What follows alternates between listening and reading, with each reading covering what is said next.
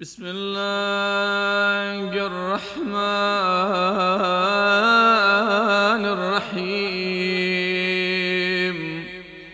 اللهم صل على محمد وآل محمد.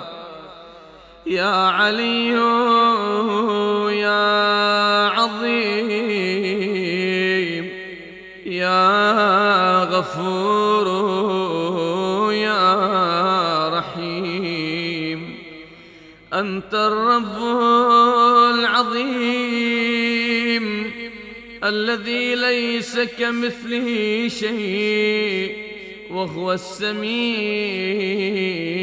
البصير.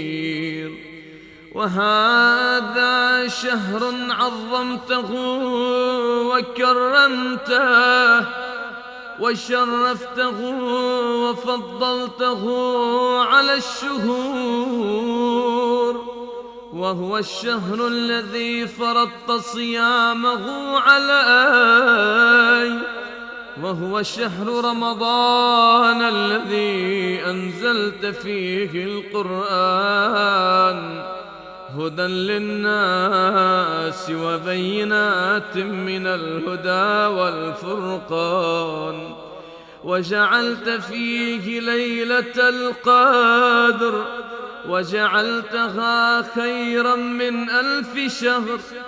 فيا ذا المن ولا يمن عليك، من علي بفكاك رقبتي من النار في من تمن عليه، وأدخلني الجنة برحمتك يا أرحم الراحمين.